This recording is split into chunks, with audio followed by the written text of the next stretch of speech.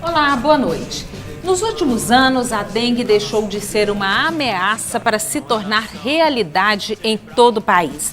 As pequenas e as grandes cidades vivem esse problema, que já é considerado de saúde pública. Milhares de pessoas contraíram a doença ou conhecem alguém, seja parente, vizinho, amigo, colega de trabalho, que também ficou dias de cama com febre, dores pelo corpo e outros sintomas. No Brasil, há referências de epidemias de dengue desde 1916. Mas acredite, o mosquito já foi erradicado do país. Depois de intensas campanhas desenvolvidas nas décadas de 30 e 40, em 1955 o Brasil conseguiu eliminar os criadores do mosquito. E 3 anos depois, o vetor foi declarado erradicado no país. Mas desde 1981, o Brasil vive surtos da doença que vem ocorrendo de forma continuada, apesar das campanhas de combate ao mosquito transmissor, que são feitas todos os anos. O que está ocorrendo? É uma guerra sem trégua, onde todos precisam se envolver cada vez mais, tanto o poder público como a sociedade de forma geral. Precisamos parar de jogar lixo descartável no meio ambiente, cuidar mais do nosso quintal, da calha do telhado e tantas outras iniciativas. E tomar consciência de que, sem esses cuidados, perderemos ainda muitas vidas para o mosquito Aedes aegypti. Vivemos uma epidemia? Como andam as pesquisas sobre a vacina e os últimos boletins de controle no nosso estado, em Goiânia e também na região metropolitana? O medo da dengue é o tema desta noite do Sobre Todas as Coisas que está começando. Oi, Fernando. Boa noite, Suzete. Boa noite. Feliz Dia das Mulheres, atrasado. Obrigada. Feliz Dia também das Mulheres, atrasado, para quem está nos assistindo. Hoje, segunda-feira, 9 de março. Para participar desse tema, convidamos Magna Maria de Carvalho, gerente de Vigilância Epidemiológica da Secretaria Estadual de Saúde. Ela que também é enfermeira, epidemiologista e mestre em Ciências da Saúde. Boa noite, seja bem-vinda. Boa noite, é um prazer. Nosso segundo convidado é o médico infectologista do Hospital de Doenças Tropicais, Boaventura Braz de Queiroz. Boa noite, doutor, seja bem-vindo. Boa noite, muito obrigado pelo convite. E você que está nos assistindo sabe que pode mandar sua participação através das nossas redes sociais, sobre todas as coisas TV, @hotmail.com, tem o nosso Twitter, o @sobretodas, nosso telefone 3201-7708, tem também o nosso WhatsApp, que é o 8411-5840, e também pode conferir nosso programa pelo nosso site www.tvbrasilcentral.com.br. E só para lembrar, nós tínhamos um terceiro convidado da Secretaria Municipal de Saúde, infelizmente desmarcaram de última hora e estamos em falta hoje. Isso, vamos fazer o nosso programa com as duas autoridades aqui presentes. Eu quero começar perguntando o seguinte, eu não sei se é nem na opinião de vocês ou se nós já temos números que possam comprovar isso. Vivemos uma epidemia da doença? Bom, Goiânia já decretou na semana passada uma situação de epidemia. Esse ano o estado já registra mais de 29 mil casos da doença, né? Já é um aumento de mais de 30% em relação ao mesmo período do ano passado. Eu diria que em alguns municípios sim, na realidade todo o estado nós temos um número elevado de casos, né, na maioria dos municípios, mas alguns municípios vivem uma situação pior. Goiânia, infelizmente, é um deles e a região metropolitana. Então, o município de Goiânia, inclusive, a Secretaria Municipal, uma semana já decretou uma situação de epidemia. Doutor Boaventura, com uma situação dessa, se não é uma epidemia, um surto da doença, como a rede pública ou como a nossa rede hospitalar está fazendo? Nós temos condições, capacitação e capacidade para receber todo esse pessoal? Do ponto de vista técnico, eu acredito que tenhamos capacitação sim.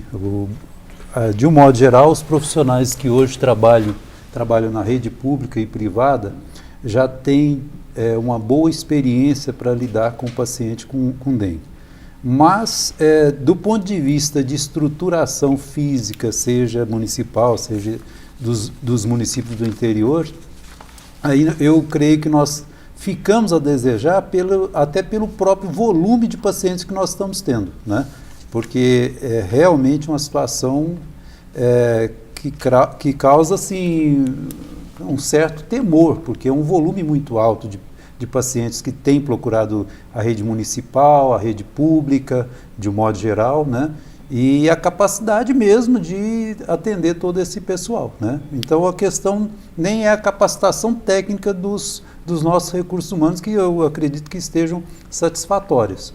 Porém, agora, a nossa estruturação física para isso é que fica a desejar, porque o volume é muito alto, né? Magna, esse aumento também se deve à questão que as pessoas perderam o medo da doença, não têm a real visão do que pode acontecer se uma pessoa pegar uma dengue? Olha, existem alguns estudos até interessantes, né? Esses estudos, eles mostram que as campanhas educativas, de um modo geral, elas têm sido muito eficazes, mais no quesito de levar informação à população. Então, se hoje a gente perguntar para as pessoas o que é dengue, a maioria sabe responder, como se transmite, inclusive o que fazer para evitar criadouros do mosquito. Então, as pessoas sabem, mas ainda transformar esse conhecimento em atitude, esse é o grande problema. Então, as campanhas educativas, de um modo geral, elas têm sido falhas em conseguir com que as pessoas, que o conhecimento das pessoas façam com que realmente elas cuidem das suas casas, cuidem do ambiente. Então a gente diz que tem uma série de mitos, né, em relação. Acho que o primeiro deles é o mito onde as pessoas acreditam que a doença é inevitável. Então a doença é inevitável, então é quase certo que eu vou pegar. Se eu não peguei, eu ainda vou ter a doença. Então existe esse mito. E a gente sabe que naqueles locais onde a gente tem várias experiências bem-sucedidas, locais onde há envolvimento do poder público, envolvimento da sociedade, nós temos conseguido reduzir os casos de dengue. Então, isso é um mito. Um outro mito é que a doença, ela não é uma doença benigna e passageira. Então, se eu tiver a doença, eu vou tratar e eu vou me curar. Então, existe esse mito porque, na maioria das vezes, a letalidade, ou seja, aquelas pessoas que morrem pela doença, essa letalidade ainda é pequena, embora no Brasil e em Goiás, essa taxa ela gira em torno de 12%, enquanto o aceitável pela Organização Mundial de Saúde é de no máximo 1%, que é a letalidade dos casos graves. Então existe esse falso, é um mito mesmo, que a doença não é grave. E aí não há uma preocupação muito grande em relação à doença. Eu posso tratar, principalmente naquelas classes sociais melhores, onde as pessoas têm planos de saúde, então as pessoas acreditam que será fácil. Se ela tiver a doença, ela procura um médico e ela vai ser curada. E a gente sabe também que existe, por exemplo, alguns fatores que podem agravar, que independe de classe social. Por exemplo, quem tem diabetes. As pessoas que têm diabetes, elas têm uma chance muito maior de desenvolver uma forma grave da doença e de ir a óbito. Outra questão também é uma certa comodidade. Então, existe essa comodidade, existe o agente de saúde, então muitas vezes as pessoas acreditam que o agente fará o trabalho por elas. Então, é comum a gente ouvir, por exemplo, em condomínios, eu já vivi essa experiência, olha, está tendo muito mosquito, então vamos chamar o agente de saúde, antes mesmo das pessoas buscarem pelos criadouros no seu domicílio ou no seu condomínio. E, enfim, então, existe todos esses mitos, onde a gente sabe que as campanhas educativas, elas precisam realmente ir naquelas informações que faltam para as pessoas mudarem de comportamento. Agora, por um outro lado também, existe aquela questão que é alguns serviços básicos que o setor público deve para a população. Por exemplo, naqueles locais onde há interrupção no abastecimento de água, interrupção na coleta regular de lixo. Então, o que a população vai fazer? Ela tem que buscar formas de contornar. Se ela não tem água, ela vai tentar formas de abastecer, seja em tonéis, seja em caixas, e às vezes ela acaba não guardando essa água de forma adequada. Da mesma forma, o lixo. Se há interrupção na coleta, ela vai buscar alguma forma ali ou deixa o lixo dentro dos quintais e não joga fora, ou despreza o lixo em local inapropriado. Então, a deficiência nesses serviços públicos básicos também contribui para que a população, às vezes, nem acredite no próprio poder público, porque existe isso também. Hoje, há um descrédito institucional. As pessoas, às vezes, também não acreditam no setor público e, às vezes, desconfiam de toda a informação que vem do setor público. O que a gente pode dizer com certeza é que é uma situação em que não adianta a gente jogar a culpa no poder público ou, o contrário, o poder público jogar a culpa na população. Se todos não se envolverem, nós realmente vamos perder essa guerra. Vamos falar daqui a pouco sobre esses casos que eu citei aqui na abertura, que nós já conseguimos em outros momentos da história, né, erradicarmos o mosquito, mas eu quero só voltar um pouquinho, quando eu falei da capacitação, doutor Boaventura, eu pergunto o seguinte, por que ainda morrem pessoas de dengue? A Magna colocou um pouco para a gente isso. E por que também algumas pessoas saem do hospital sem a certeza de que estão ou não com dengue? Certo. Bem, aí é o que comentávamos. Eu acredito que hoje, quando você pega individualmente as pessoas que estão trabalhando com dengue, elas estão capacitadas. Agora, se os pacientes que hoje chegam nesse serviço, se eles vão ser assistidos ou não, já é uma outra história.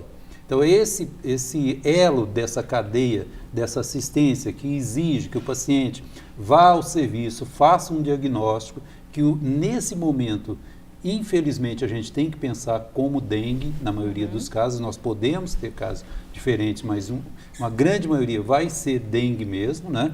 Então, esses pacientes, eles, feito um diagnóstico, mesmo que seja um diagnóstico indireto, porque se faz um hemograma, nós não temos disponível para a rede pública o NS1, que seria feito um diagnóstico nas primeiras 72 horas. Uhum. Mas nós temos uma boa avaliação clínica e um hemograma que, indiretamente, no mínimo vai dizer isso é uma doença viral e provavelmente, diante dessa epidemia, um quadro de dengue.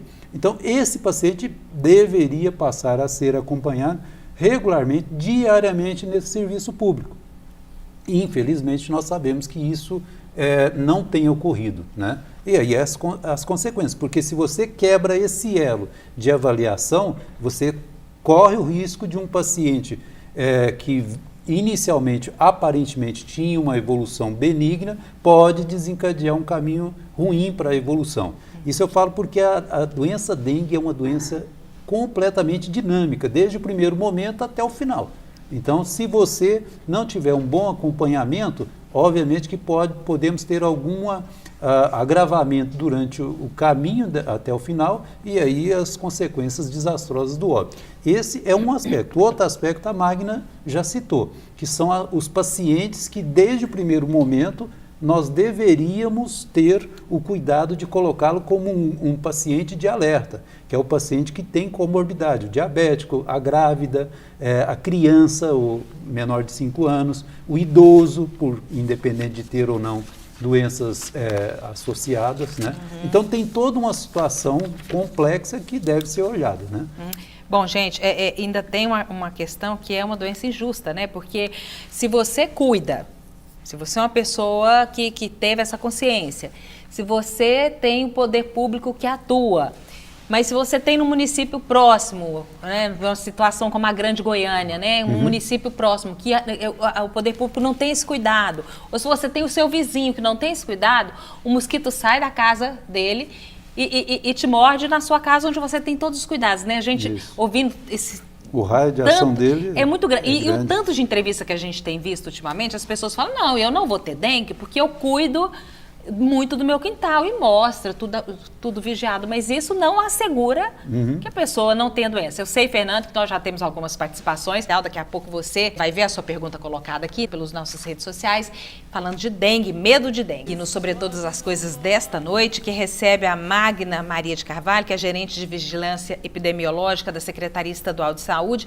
e o Dr. Boaventura Braz, que é infectologista do Hospital de Doenças Tropicais. Ressaltamos que nós temos aqui a participação também do município de Goiânia, que por diversas tentativas chegou a dizer que mandaria um representante, mas hoje fomos informados agora, próximo ao início do programa, que essa pessoa não conseguiria vir.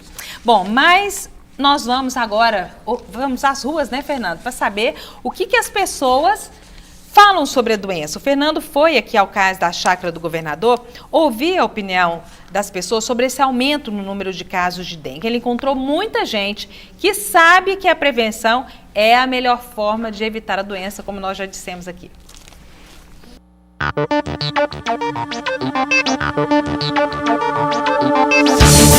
Segundo a Secretaria Estadual de Saúde, os casos de dengue em Goiás tiveram um aumento de quase 40% em relação ao mesmo período do ano passado.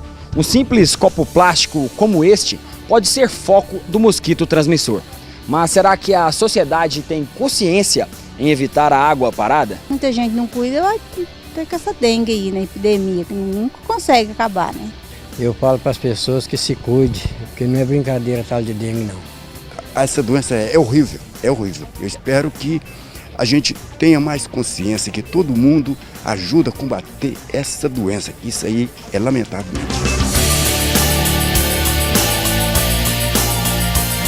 O Henrique, que trabalha aqui na lanchonete ao lado do cais Chácara do Governador, sabe como que é o movimento, principalmente com a dengue aqui.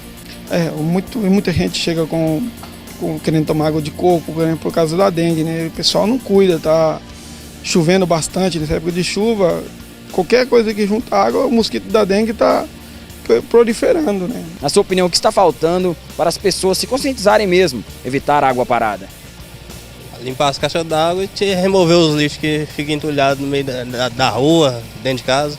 Muito lixo na rua, sacolinha, garrafa jogada, então isso tudo, né, ajuda com esse negócio do mosquito. E do jeito que tá agora aqui, tá lotado, só tem pessoas com problema de dengue. Às vezes as pessoas precisam ter a doença para se conscientizar. Muitas vezes acontece. O brasileiro só fecha a porta depois de roubada.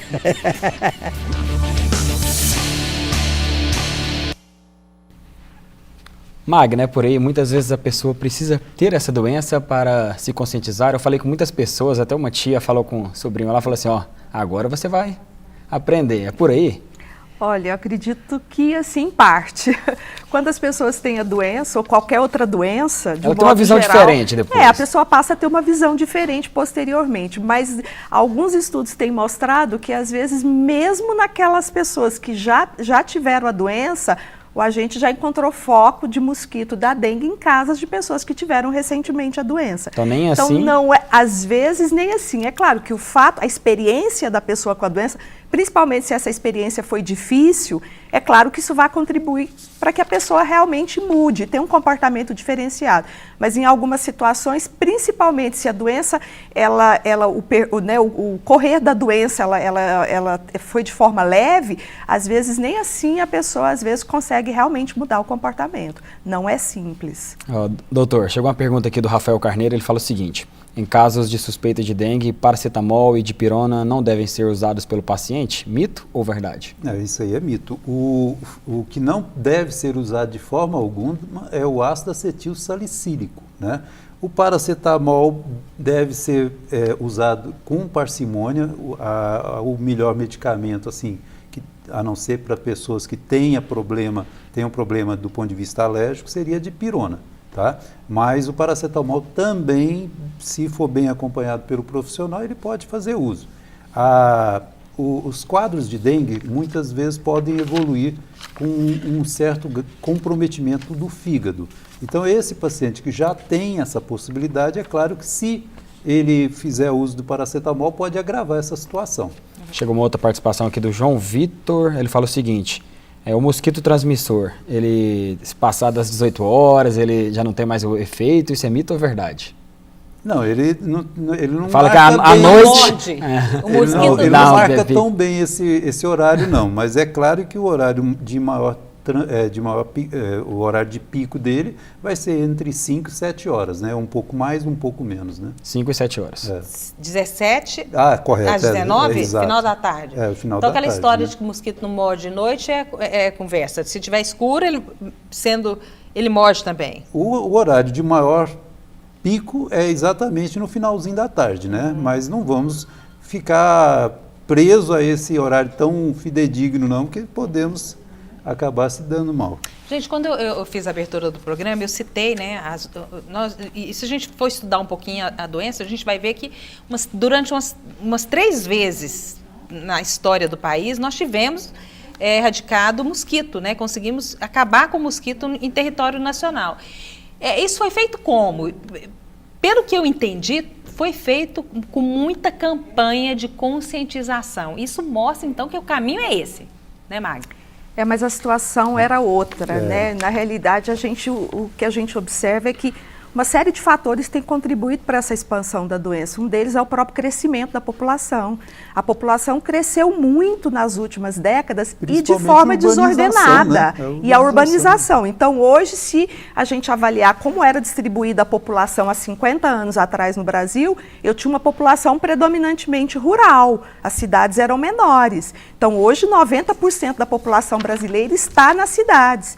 Então, a urbanização, ela tem crescido e, às vezes, as cidades crescido de forma desordenada. Regular. Então, às vezes, a cidade cresce, mas os serviços essenciais, às vezes, eles não crescem na mesma proporção que a população.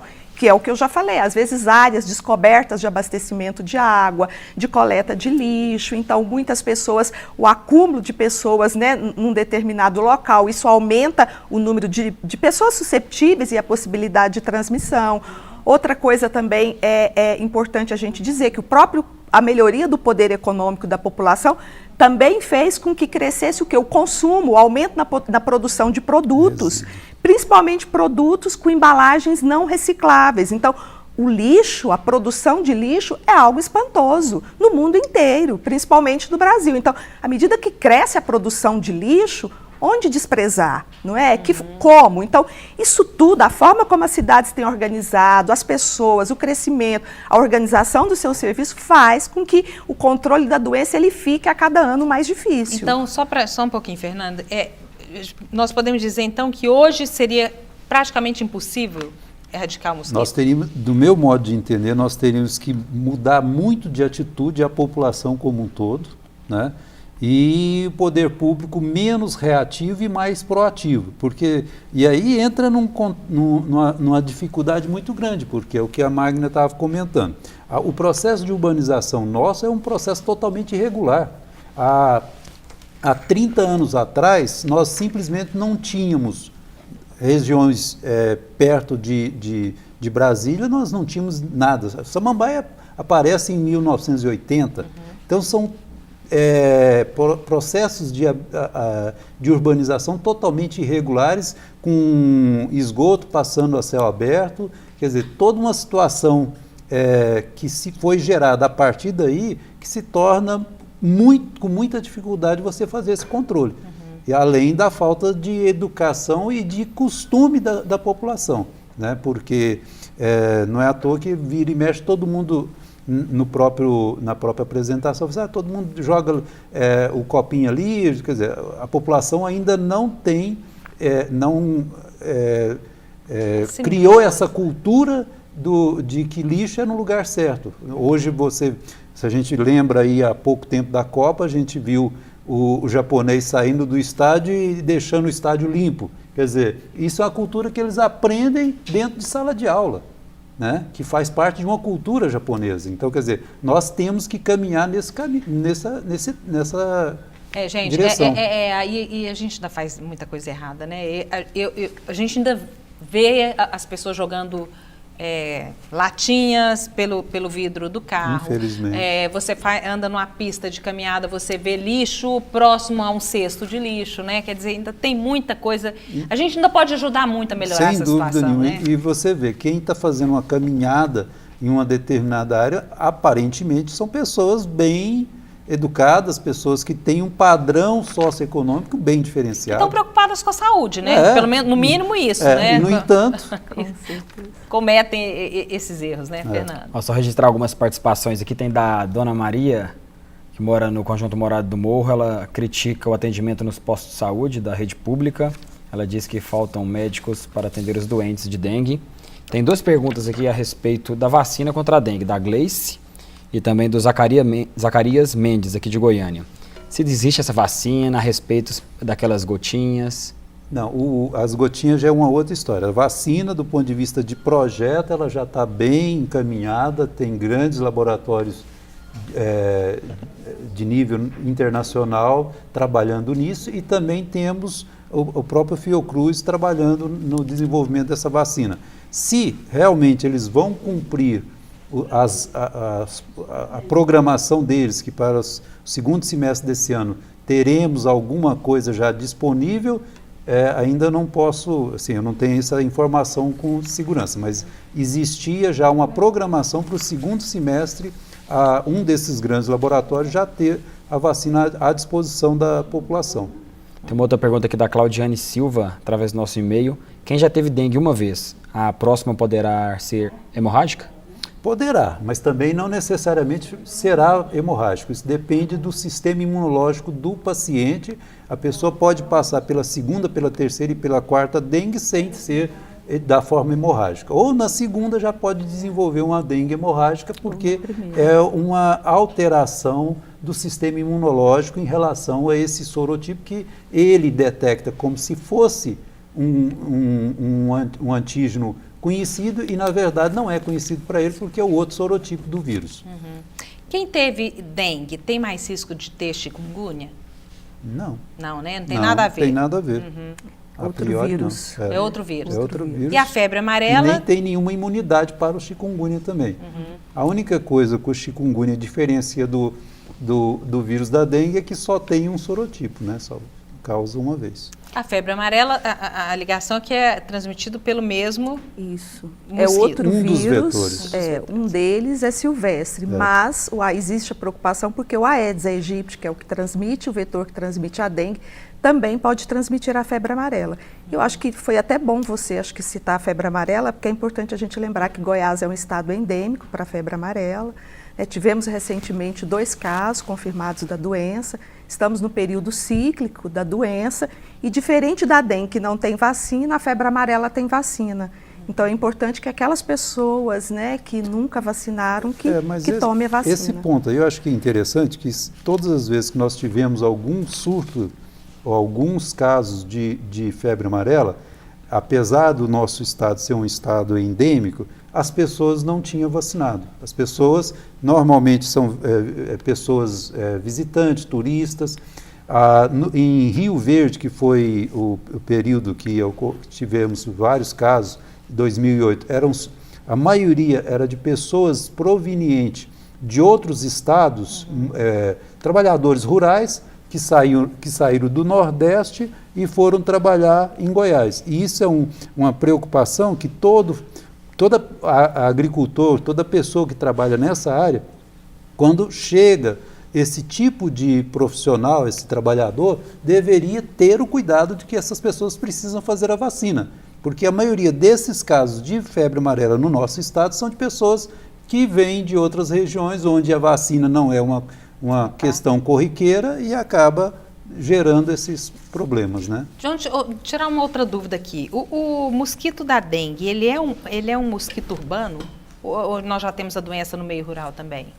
Ele é um mosquito urbano, né? Existem casos da presença do mosquito em áreas periurbanas ou em locais que estão próximo de matas, mas que, na verdade, o mosquito é um mosquito doméstico, ele gosta de estar onde existe pessoas. Então, às vezes, você tem um aglomerado de pessoas ali formando povoados no meio da zona rural que já foi encontrado o mosquito. Mas ele é um mosquito praticamente urbano. Ele gosta do asfalto.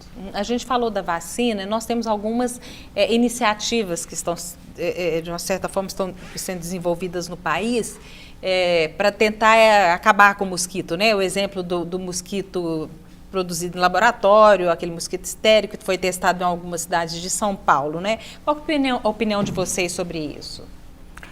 Olha, tem algumas iniciativas essa do mosquito, por exemplo, que foi usado raio gama para tornar o mosquito infértil, né? Hoje o Ministério nem está financiando. Existe uma pesquisa recente que ela ainda não foi finalizada, que é de uma bactéria, né, Valbach, que é uma bactéria presente no tubo digestivo de alguns vetores e foi descoberto que nos vetores que tem essa bactéria, ela impede a transmissão do vírus da dengue. Então, existe um projeto aí para inocular essa bactéria nos mosquitos e aí o mosquito, a fêmea, transmitiria para os seus ovos e para o mosquito também essa bactéria, para outras gerações. Então, essa é uma pesquisa que também está em andamento, né? Existem perspectivas. A própria vacina, existem também alguns peixes, né, em alguns locais, que foram criados peixes que eles se alimentam das larvas do mosquito. mas não é tão simples, né? Porque às vezes em áreas, por exemplo, em recipientes onde não são lagos ou rios, por exemplo, o peixe pode morrer e contaminar. Em locais, lagos, por exemplo, então já aconteceu do peixe provocar um desequilíbrio ambiental. Então, algumas experiências, elas deram certo em partes, mas existem alguns problemas também. A perspectiva no momento é dessa bactéria. O senhor acha que... Porque tem muita gente criticando esse tipo de experiência também, né? De essas tentativas em acabar com o mosquito. A melhor solução ainda seria a vacina. Sem dúvida nenhuma, né? Eu acho que o grande desafio é conseguir essa vacina num tempo menor possível, porque a epidemia ela tomou conta do país inteiro, né? Certo. Nós vamos para mais um intervalo comercial, daqui a pouco voltamos com mais participações de telespectadores e quero falar sobre um mito, não sei se é mito, né? Que é o bendito fumacê, né? Que a gente vive pedindo fumacê aqui na GECOM, viu? Aqui na ABC, né? Hoje ABC. E a gente acha que é uma solução, que é uma coisa que atua numa área grande e que pode matar esse mosquitinho. Inimigo oculto. O mosquito pode estar na sua casa sem você saber. Tem muita gente que contraiu a doença e fala que o mosquito veio da casa ao lado. Mas é uma situação muito complicada, porque onde você acha que ele pode não estar, ele está. Vamos ver uma matéria que foi feita pela Denise Parreira, mostrando essa situação.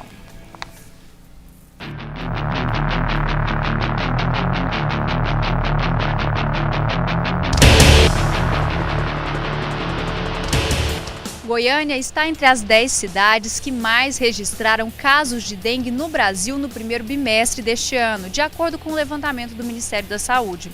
A própria Secretaria Municipal de Saúde também já admitiu a ocorrência da epidemia aqui na cidade. Eu estou aqui na casa da dona Ione do Rosário, que pegou dengue recentemente, ainda está se recuperando da doença. Dona Ione, o mosquito estava aqui na casa da senhora? Estava devido à incidência de água que ocorre aqui no nosso lote. O córrego enche, a água volta. A água fica debaixo do piso do quarto lá da minha filha. Dona Ione, tem 48 anos que vocês moram aqui. Não foi a primeira vez que a senhora teve a doença? Não. Meu pai, minha mãe, o meu filho, a minha irmã, todos aqui pegou. Todos aqui dentro pegou dengue. E agora, como é que tá a atitude de vocês em relação a isso? Vocês têm um quintal grande aqui, né? Tem muita planta. Como que vocês estão fazendo para cuidar? É difícil aqui tá, lá mesmo, lá naquele quarto, porque o resto a gente cuida. Um pouco complicado, né, Magno? Esse caso. Vou colocar algumas participações aqui do senhor Dalvante Souza, morador do setor Parque Industrial. Ele denunciou o lixo acumulado no setor, que segundo ele estaria sendo responsável pelo aumento do número de casos de dengue. Também tem da dona Rosa Helena, mora no setor Jardim Guanabara 1. Ela conta que a rua Araguari o lixo está acumulado e virou um criador do mosquito da dengue. Ela pede providências da prefeitura, mas não tem ninguém aqui para responder, né? Nesse caso, pela prefeitura. Mais coisa aí, Fernando? Pode colocar. Bom, eu quero tirar essa dúvida que eu coloquei no final do nosso último bloco, que é com relação ao fumacê. Afinal de contas, ele resolve ou não? Olha, o fumacê, ele tem indicação, mas é uma indicação muito específica. Às vezes, o grande problema que eu diria do fumacê é que às vezes ele é de fato um problema, ele causa na população uma sensação falsa de segurança. Falsa de segurança por quê? Primeiro, é importante, como eu falei, ele ter uma indicação. O fumacê, ele mata o mosquito adulto. Então, numa situação onde você tem casos comprovados de dengue e você sabe que ele existe mosquito contaminado com vírus, nessa situação, às vezes, é necessário utilizar o inseticida, quando você tem uma extensa área geográfica nessa situação. A questão é que, às vezes, quando passa o fumacê, as pessoas pensam, olha, o fumacê passou, eu estou protegida, eu não preciso cuidar da minha casa. E aí que eu diria que é realmente o grande problema, porque como ele mata o mosquito adulto, Se as pessoas não eliminarem criadouros dos mosquitos, daí a alguns dias eu tenho ovos, eu tenho larvas e eu tenho mosquito. Então eu tenho larvas eclodindo, eu tenho ovos eclodindo, eu tenho larvas se transformando em mosquito. Então o que a gente ouve comumente? Olha, o fumacê passou, daí 2 a 3 dias eu tenho um mosquito de novo na minha rua. Porque é uma fábrica. Se as pessoas não eliminarem o criadouro, não adianta o fumacê. O fumacê só mata o mosquito adulto e novos mosquitos estão vindo. Então eu diria que às vezes ele existe uma indicação que ela é mínima e bem específica, mas se ele for usado de forma indiscriminada, eu posso ter um problema pior, que é o quê? Os mosquitos ficando resistentes ao inseticida. A gente tem isso já aconteceu inclusive aqui mesmo, mosquitos resistentes ao inseticida. Além disso, o inseticida, ele é um veneno. Então eu tenho problema quando eu coloco inseticida no meio, ele destrói a flora, destrói a fauna e eu posso ter um prejuízo muito maior do que o benefício. Magna, outra coisa que tem também, a gente coloca muito a culpa no poder público. Voltando ao fumacê, eu pessoalmente acho que o fumacê é uma ferramenta. Eu acho que pode não ser a melhor, mas é uma ferramenta. Eu já tive a oportunidade de discutir isso, inclusive, com uma professora de parasitologia, que um dos pecados que se faz com relação ao fumacê é o horário que se coloca. Porque muitas vezes deveria ser colocado exatamente no início da tarde, onde a hora que o mosquito começa a se mobilizar, e normalmente é jogado no final da noite, quer dizer, horário que não tem mais mosquito voando por aí. Então, quer dizer, eu acho que essa ferramenta, eu acho que faz parte de um todo de ações que o poder público deveria fazer. E o que a gente sabe que, no passado recente, a gente às vezes tinha carro de fumacê sem gasolina, sem pneu, sem isso e sem mais aquilo. Certo. Né? Bom, a gente coloca muito a culpa no poder público e o poder público tem a sua responsabilidade e tem que fazer a sua parte, sim, assim como o sistema de saúde tem que estar preparado para receber. Se vivemos uma epidemia, nós temos que nos preparar para receber e atender esse pessoal.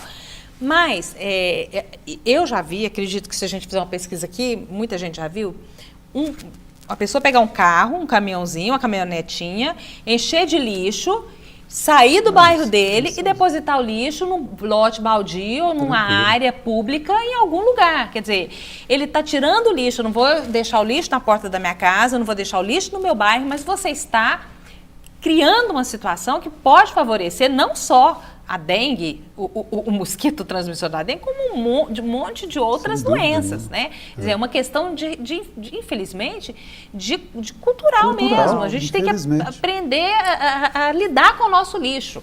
Acho que o Brasil, a gente conversava aqui no intervalo que a dengue é uma doença, infelizmente, ligados a países em desenvolvimento ou subdesenvolvidos, né? Então, eu acho assim que nós ainda temos muito a aprender para a gente poder mudar um pouco essa cultura, né, Fernando? Tem um caso também do Gustavo, ele fala o seguinte, que ele mora numa casa, né, e o vizinho colocou a casa para vender e está lá uns 4 ou 5 anos, ninguém vai lá. Como os agentes devem fazer, agentes de saúde, nesses casos? A gente pode entrar numa casa sem permissão? Ele poderia fazer uma denúncia, no caso? Ele pode fazer uma denúncia. Vários municípios, eles conseguiram trabalhar de forma educativa, fazendo parcerias, por exemplo, com imobiliárias. Goiânia mesmo, uma época, conseguiu uma parceria com imobiliárias, outros municípios também. Isso é interessante. Teve uma época que a casa que estava para alugar, a imobiliária repassava a chave para o agente se ele precisasse, né? Se ele precisasse entrar. Outros locais também teve parceria com o próprio Ministério Público. Nós temos trabalhado junto com o Ministério Público e ele tem se mostrado um parceiro, né, tanto da Secretaria Estadual quanto das secretarias municipais. Tem inclusive um programa que a gente deve começar a desenvolver agora em parceria com o Ministério Público, para que o Ministério Público consiga, em todos os municípios, trabalhar de forma parceira, né? Inclusive assim, levando orientação mesmo, para os promotores, naqueles locais onde o poder público não consegue entrar, ele auxiliar o poder público para que o agente faça esse trabalho. Agora, eu acho que as campanhas são importantes em relação àquilo que eu falei no início. às vezes há uma certa passividade e as pessoas esperam muito para que o agente haja. Pense, numa casa que está alugada, o dono deveria ser responsabilizado, o dono ou a imobiliária. Ele pode ser o multado? agente ele está aí para ajudar. Em alguns locais existe multa instituída, em outros não. Em alguns locais a multa ela mostrou-se, né, a introdução da multa como uma ferramenta eficaz. Em outros nem tanto. Acho que depende de cada local, depende como ela é vista, como ela é aplicada. Eu acho que se ela é implantada e de forma séria, ela pode ser mais um instrumento. Agora, é claro que não só ela. Acho que você mesmo colocou no início do programa que a gente acaba depositando muito no agente, né, a solução do problema. Pode não ser a solução, mas é mais uma ação do poder público na tentativa de minimizar essa situação. Eu quero chamar vocês para a gente assistir um VT. Nós já falamos aqui que a Prefeitura de Aparecida, acho que foi você que colocou também, teve um aumento de 30% de casos, né, da doença em relação ao mesmo período do ano passado. E, em função disso, a Prefeitura tem desenvolvido alguns mutirões para não só conscientizar a população, mas também limpar esses locais que poderiam ser possíveis criadores, locais de focos de mosquito. Vamos ver essa matéria. A dona de casa, Jaciane, pegou dengue. Ela não imaginava que a doença fosse tão cruel. Muita dor de cabeça, febre, dor no corpo, não aguentava nem tomar banho. Jaciane é moradora do bairro Independência Mansões, um dos setores de Aparecida de Goiânia que mais apresentou casos de dengue neste ano. Na casa dela não foram encontrados focos de dengue, mas nos lotes vizinhos, muito entulho e possíveis criadouros do mosquito. E o dono lá de boa, lá, ó, com muitos lotes, muitas casas, mansões por aí, enquanto ele deixa o lote aqui abandonado e o povo pegando dengue. Neste ano, a Aparecida de Goiânia já registrou mais de 2.600 casos da doença, número 30% superior às notificações do ano passado. Para impedir a proliferação, a Prefeitura realiza um mutirão da limpeza em todos os bairros da cidade. A Secretaria de Desenvolvimento Urbano e a Secretaria de Saúde, a gente está aí desenvolvendo essas ações em conjunto e essa parceria é importante porque é um processo que todos participam, inclusive a população, junto com as secretarias e junto com a Prefeitura de Aparecida. Mais de 600 agentes participam do mutirão, recolhendo entulhos, pulverizando focos e vistoriando as casas dos moradores. Seu Alaor, morador do Independência Mansões, resistiu à visita dos vigilantes. Mas esse é um trabalho em prol do senhor, nós queremos cuidar da vida do senhor. Depois de muitas tentativas, a equipe entrou e olha só, encontrou vários mosquitos da dengue na cisterna. Imagine se a visita não tivesse acontecido. A população é a principal aliada no combate à dengue, por isso vale a pena ressaltar aquelas velhas dicas. Os focos maiores estão dentro das residências e não fora das residências. Então é muito importante a população ter consciência disso, de tirar aí 10 minutos por semana e fazer ali uma limpeza dentro do seu lote. Tirando as garrafas PET, virando as garrafas de vidro e pneus. Então nada que acumule água, não deixar, porque senão a própria pessoa, o próprio morador vai ser contaminado. Magna, no caso desse morador, ele pode negar a entrada desses agentes de saúde? Olha, na realidade, o que a gente, hoje a orientação é que ele faça muito mais um trabalho educativo e de convencimento. A legislação hoje, ela não obriga o morador a deixar o agente entrar, mas é como a gente colocou, já existem experiências em alguns municípios onde eles introduziram a multa ou o próprio Ministério Público entrou como um parceiro do município para que o agente entrasse em algumas casas. Nós temos algum caso concreto de redução no número de casos em Goiás? Nós temos diversas experiências no país, em Goiás. Eu diria assim que hoje controlar a dengue é uma tarefa impossível.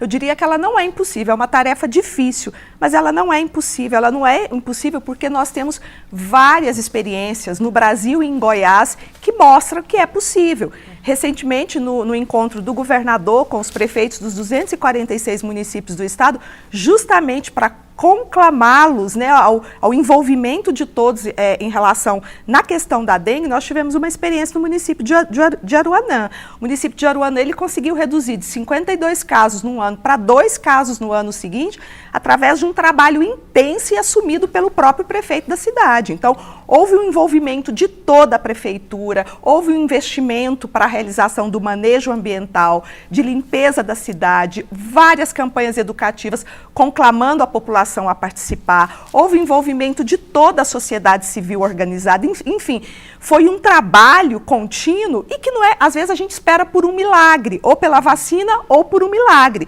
Se a vacina vier, melhor, mas enquanto ela não vem, o que a gente precisa assim saber é que existem ações e que se elas forem trabalhadas de forma integral e articuladas pelo poder público e a população, é possível sim reduzir o número de casos de dengue. Boaventura, a gente deve evitar ao máximo a doença, mesmo porque nós já colocamos aqui que não existem profissionais suficientes para atender se nós tivermos aí uma pandemia, né? Uhum. Que mais, na opinião do senhor, a população pode fazer para ajudar? Primeiro, eu acho que diante da situação que nós estamos vivendo e a pessoa já está com sinais e sintomas da dengue, ela tem que ter um primeiro grande cuidado, se hidratar de forma bem intensa durante todo o período da doença e ter em mente que, de um modo geral, vai ter que tomar entre 3 e 4 litros de líquidos por dia, tá? E se o organismo não estiver aceitando, estiver com náuseas e vômitos, obviamente que essa pessoa vai ter que ter um cuidado maior por parte do agente público da saúde. Uhum. Né? Então, esse é a primeira grande coisa que eu acho que nós temos que sair daqui com essa noção, de que durante o tratamento a pessoa tem que estar bem hidratada, né? Para evitar maiores consequências. Chegou uma participação aqui também ela não quer ser identificada, na verdade. Qual o valor das plaquetas, se posso confirmar ou suspeitar de dengue? Não tem um número exato. O limite de plaqueta dentro da normalidade seria em torno de 150 mil.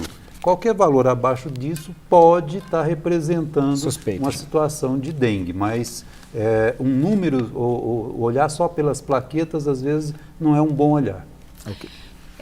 Só para a gente terminar, o senhor já teve dengue? Não. Você já teve, Maria? Não, graças Fernando? a Deus. Eu tive uma vez. Já teve uma vez, né? Aqui no estúdio, 2 vezes, 1, 2, 3, 5 pessoas, 3 já tiveram dengue, né?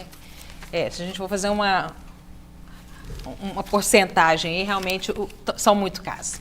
Obrigada a vocês que participaram com a gente, obrigada, Magna, pela sua presença aqui com a gente, ao doutor Boaventura, foi um prazer recebê-los, obrigada pelas orientações, obrigada, Fernando, a você que participou com a gente, não perca o reprise do Sobre Todas as Coisas no próximo sábado, às 7 da noite. Boa noite e até a outra segunda.